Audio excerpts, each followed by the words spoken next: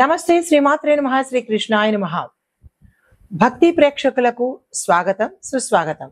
అయితే మనకి సెప్టెంబర్ నెలలో 2 గ్రహణాలు ఏర్పడుతున్నాయి. మొదటిది 7వ తారీఖు చంద్రగ్రహణం ఏర్పడింది. అది ప్రత్యక్షంగా చూసే సంపూర్ణ రాహుగ్రస్త చంద్రగ్రహణం. అయితే ఇప్పుడు సెప్టెంబర్ 21న పితృపక్షాల సమయంలో సూర్యగ్రహణం ఏర్పడుతోంది. అయితే చాలా మందికి ఇది అనుమానం రావచ్చు, ఇది ప్రత్యక్షంగా కనపడేదా, పాక్షిక సూర్యగ్రహణమా అనేది మనకి ఒక డైలమా పరిస్థితి ఏర్పడింది. అయితే దీనివల్ల మనకి ఏ సమయంలో పడుతోంది, ఎలాగ జాగ్రత్తలు తీసుకోవాలి, ఇది దేశకాలమాన పరిస్థితులను బట్టి ఎట్లా ఉండబోతోంది అనే వివరాలన్నీ ఇప్పుడు మనం తెలుసుకుందాము. ఇది చాలా చాలా తీవ్రమైన సూర్యగ్రహణము. అంటే ఈ మాసంలో పట్టిన 2 గ్రహణాలు కూడా చాలా తీవ్రమైనవే. అయితే ఇది రేఖాత్మక విశ్లేషణ ప్రకారం మనం చూసినట్టయితే కనుక తక్కువ భాగంలోనే మనకి తక్కువ శాతం మాత్రమే కనబడుతోంది. అంటే పాక్షికము అని చెప్పుకోవచ్చు. అయితే ఈ గ్రహణము ప్రధానంగా దక్షిణ గోళంలోనే ఏర్పడుతోంది. అక్కడ మాత్రమే స్పష్టంగా కనబడుతోంది. అంటే దక్షిణ గోళం అనగానే ఏ దేశాలు వస్తాయంటే కనుక న్యూజిలాండ్, ఆస్ట్రేలియాలోని తూర్పు ప్రాంతము అంటే ఈస్ట్ సైడు, అంటార్కిటికా, దక్షిణ పసిఫిక్ ప్రాంతాలలోనూ కనబడుతోంది. అంటే ఎక్కువ భాగం అక్కడ కనబడుతోంది. భారతదేశంలో మాత్రం మనకి ఇది కనపడే అవకాశం లేదన్నమాట. అయితే అక్కడ పరంగా అంటే అక్కడ వాళ్ళకి కూడా తెలియాలి కదా ఈ అంశాలు. ఇది మొదటి స్పర్శ అంటే ఫస్ట్ టైము మనకి యూటీసీ స్టాండర్డ్ ప్రకారము 17.30 ఈ సమయంలోను, అంటే వాళ్ళ టైం ప్రకారము. అయితే కనిష్ట గ్రహణము 19:43 యూటీసీ ప్రకారము. చివరి స్పర్శ ఆ సమయము 21:54 యూటీసీ ప్రకారంగా. అంటే ఈ సమయాలు మనకి ఐఎస్టి అంటే ఇండియన్ స్టాండర్డ్ టైమింగ్స్, ఇది వాళ్ళ టైమింగ్స్ కాబట్టి అక్కడ చూసే ప్రేక్షకులకు ఈ సమయాలను అందుబాటులోకి ఇచ్చానన్నమాట. అయితే మరి ఇది ఎలాంటి ఫలితాలు ఇస్తుంది, అక్కడ వాళ్ళకైనా ఇక్కడ వాళ్ళకైనా మొత్తం అందరూ మనుషులే కదా, అందరికీ రాసులు ఉంటాయి కదా, అందరికీ నక్షత్రాలు ఉంటాయి కదా. కొంతమందికి తెలియచ్చు, కొంతమందికి తెలియకపోవచ్చు. అయినప్పటికీ ఈ గ్రహాలకి మనుషులు ఒక్కటే కాదు, నేచర్ కూడా ఇందులో అనుభవిస్తోంది. అంటే మనుషులే పాటి కనుక, కాబట్టి ఇది ప్రతి ఒక్కళ్ళకి, ఏ కులమైనా, ఏ మతమైనా, ఏ దేశమైనా, ఏ ప్రాంతమైనా సరే ఇవి అనేవి జరుగు తీరుతాయి. కాబట్టి ఇది నాకు వర్తించదు, మా దేశానికి వర్తించదు, మా వాళ్ళకి వర్తించదు అనేది లేదు. మనిషి అనే ప్రతి ప్రాణికి వర్తించేదే. అయితే మరి జాగ్రత్తలు తీసుకోవాలి. ఈ పాక్షిక గ్రహణము కన్యా రాశిలో సూర్యుడికి సంబంధించి ఏర్పడుతోంది కాబట్టి మరి శాస్త్ర సంబంధిత ఆస్ట్రాలజీ ప్రకారము కొన్ని మార్పులకు దారితీస్తుంది. అది ఏ ప్రాంతమైనప్పటికీ చాలా చేంజెస్ వస్తాయి. గ్రహణాలు అంటేనే చేంజెస్ వస్తుంది, ప్రకృతిలోనూ మనిషిలోనూ కూడా. అయితే మరి ఎలా ఉండబోతోంది, ఏం పరిహారాలు చేసుకోవాలి అంటే కనుక ఈ గ్రహణ సమయంలో ఆహారం తీసుకోవడం అనేది నిషిద్ధము. అది రూల్డ్ అవుట్, అది దాన్ని కాదనలేని సత్యము. అయితే వ్యాయామాలు చేయడము, వర్కౌట్స్ చేయడము, నాకేంటి పర్వాలేదు అని అనుకుని వర్కౌట్స్ చేయడము, ఇలాంటివి ప్రకృతికి కానీ ధర్మానికి కానీ లేదా గ్రహాలకి కానీ ఎదురు పెడితే పరిణామాలు మనకి తెలుసు ఎలా ఉంటాయో. అయితే ప్రముఖమైన నిర్ణయాలు తీసుకోవడం కూడా మనం ఈ సమయంలో చెయ్యరాదు. అంటే ఆ నిర్ణయాలు వికటిస్తాయన్నమాట. గ్రహణం అంటేనే చెడు కదా, కాబట్టి ఆ చెడు సమయంలో, టాక్సిక్ సమయంలో ఎటువంటి పనులు చెయ్యకూడదు. ఏ పనులు చెయ్యాలి అంటే కనుక మంచి పనులు చెయ్యండి. అంటే దైవ ధ్యానము, మంత్ర ధ్యానము, లేదా అంటే మంచి మంచి దానాలు, ఇలాంటివి చేసుకోవాలి. అయితే మరీ ముఖ్యంగా ఈ మిథున, కుంభ, ధనస్సు, కన్య, మీనము ఈ రాశులలో ఉండే వాళ్ళకి ఎక్కువగా ప్రభావం చూపిస్తుంది. అది ఏ దేశంలో ఉన్న వాళ్ళైనా సరే, అమెరికాలో ఉండనండి, న్యూజిలాండ్లో ఉండనండి, పసిఫిక్లో ఉండనండి, భారతదేశంలో ఉండనండి, ఎవరికైనా ఈ గ్రహాలు, రాసులు, నక్షత్రాలు కామను. అది కాదు అనడానికి, దాన్ని పరిమితికి మించి ఎవరు లేరు కదా, పుడుతున్నారు కదా. ఆ పుట్టినప్పుడు సమయం ఉంటుంది, నక్షత్రం ఉంటుంది, గ్రహం ఉంటుంది, ఇవన్నీ ఉన్నప్పుడు ఫలితాలు కూడా ఉంటాయి కదా. కాబట్టి నాన్ సెన్స్ అనడానికి ఇక్కడ అవకాశం లేదు. అనుకుంటే అది అప్ టు యూ. అయితే ఏ రాశుల వాళ్ళకి ఎక్కువగా చూపిస్తుందంటే, మళ్ళా చెప్తున్నాను, మిథునము, కుంభము, ధనస్సు, కన్య, మీనము ఈ గ్రహణ సమయంలో ఏ దేశంలో ఉన్న వాళ్ళైనా జాగ్రత్తలు పాటించుకోండి. అయితే ఎవరెవరికి ఎలాంటి ఫలితాలు ఇస్తోంది, దేశకాలమాన పరిస్థితులను బట్టి ఎలా ఉండబోతోంది అనేది మీకు సవివరంగా తెలియచేస్తాను. అయితే ఈ రాశులకి ఎలా ఎలాంటి జాగ్రత్తలు తీసుకోవాలి అంటే కనుక, ముందుగా జాగ్రత్తలు ఏం తీసుకోవాలంటే, గ్రహణ సందర్భంగా నిర్ణయాలు తీసుకోవద్దు, ఆర్థిక వ్యవహారమైన లావాదేవీలు జరపవద్దు, బాధ్యతలు ఏదైనా అంటే ఆ సమయానికి చేయవలసిన పనులు వాయిదా వేసుకోండి. తర్వాత పరిహారంగా ఏం చేయాలంటే, సూర్యోదయం అయిన తర్వాత సూర్యుడి జపము, సూర్యుడి ఆరాధన, సూర్యుడి మంత్రము చేసుకోవడము, అనుష్ఠానం చేసుకోవడము, దాన ధర్మాలు చేసుకోవడము, ఇలాంటివి చేసుకోవాలి. అయితే ఈ సమయంలో మీరు నిష్టగా నియమంగా ఉండాలి. ఏది పడితే తినేయడము, మాంసము, మద్యము, ఇంకా ఇతరత్ర చెత్త చెదారాలు ఇలాంటివేవి పాటించకండి. దాని ఇంపాక్ట్ కూడా మీరే అనుభవించవలసి వస్తుంది. అయితే ఈ వీటి పరంగా మరి ఇవన్నీ ఎలా ఉన్నాయి, మనుషులకి ఎట్లా వర్తిస్తాయి అంటే, మేషాది ద్వాదశ రాశుల వారికి ఎలాంటి ఫలితాలు ఇస్తోంది అనే అంశాన్ని ఇప్పుడు కూలంకషంగా తెలుసుకుందాం. అయితే జ్యోతిష శాస్త్రంలో గ్రహాలకి గ్రహాల సంచారానికి ఎంత ప్రాధాన్యత ఉందో అంతే ప్రాధాన్యత గ్రహణాలకి కూడా ఇవ్వబడింది. అయితే ఈ నెలలో అనగా భాద్రపద మాసంలో సెప్టెంబర్ నెలలో మనకి వచ్చే ఈ గ్రహణాలు ఈ రెండు కూడా అశుభ ఫలితాలనే ఎక్కువ శాతం ఇస్తున్నాయి. కాబట్టి ప్రతి ఒక్కళ్ళు జాగ్రత్తలు తీసుకోండి. అయితే సెప్టెంబర్ 21 ఆదివారం పడింది.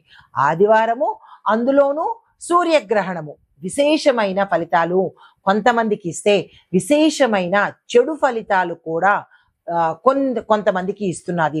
అయితే ఇది భాద్రపద అమావాస్య రోజున మనకి చంద్రగ్రహణము పౌర్ణమి రోజున మొదలైంది.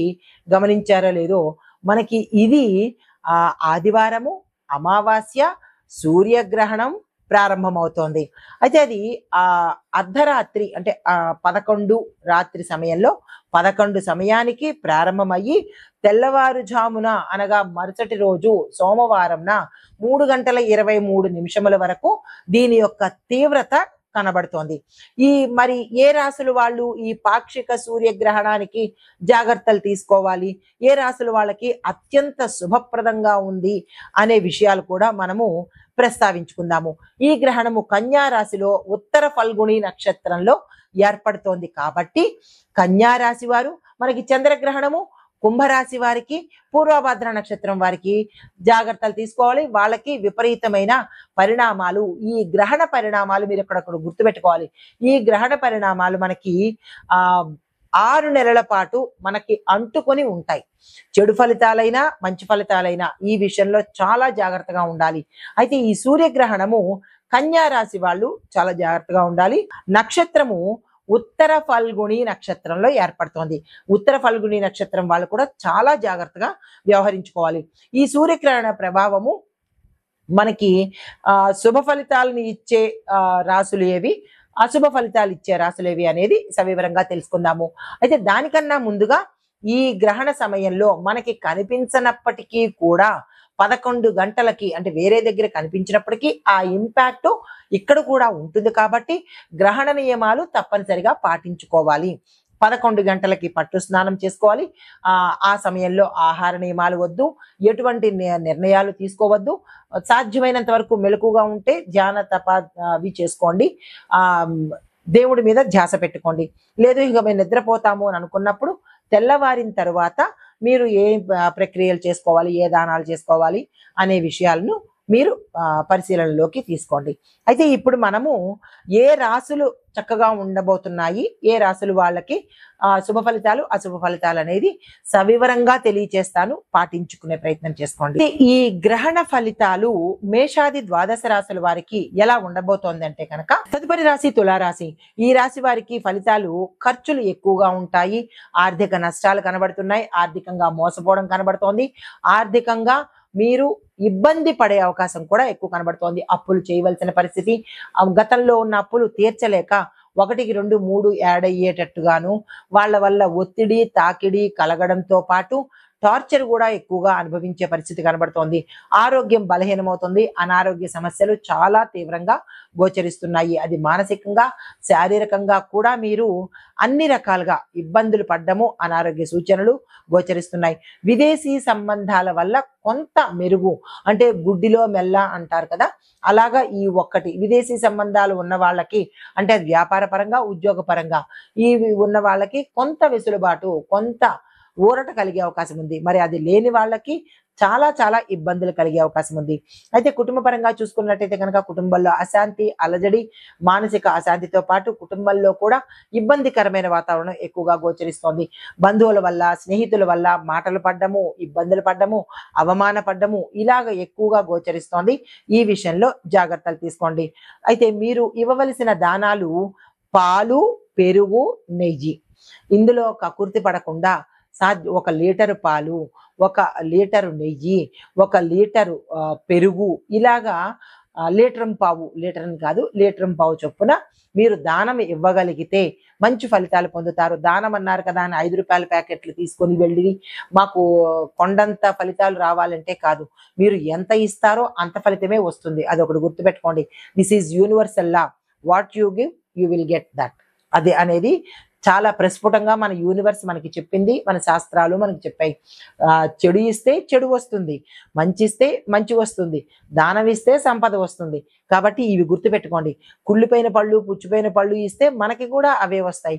కాబట్టి ఏది ఇస్తామో అది వస్తుంది అనేది ప్రతి పనిలోనూ మీరు గుర్తుపెట్టుకోండి. ఎవరినైనా ఏడిపిస్తే తిరిగి మిమ్మల్ని ఏడిపిస్తారు.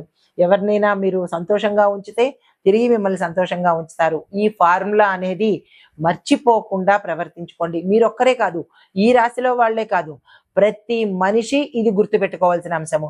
అయితే మీరు చేయవలసిన పరిహారం ఏముంటుంది అంటే కనుక గుడిలో దీపారాధన చేసుకుని పేదలకు అన్నదానం చేయండి. యథాశక్తి, మీ శక్తిని బట్టి.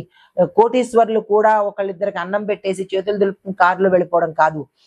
పేదవాడికి తగ్గట్టుగా పేదవాడు ఒకళ్ళకి పెట్టుకోండి.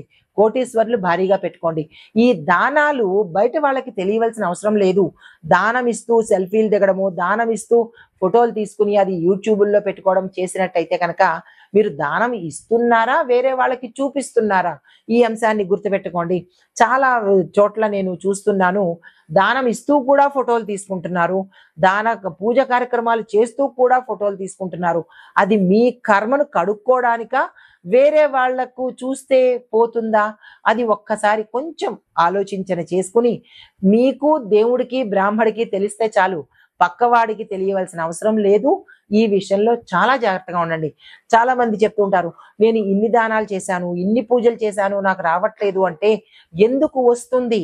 మీరు దేవుడి కోసం ఇచ్చారా, సెల్ఫీల కోసం ఇచ్చుకున్నారా అనేది ఒక్కసారి వీపు తట్టుకుని చూసినట్టయితే కనుక సెల్ఫీల కోసము, ఎదుటి వాళ్ళ కోసం ఇచ్చిన దానాలు ఫలితం ఇవ్వవు.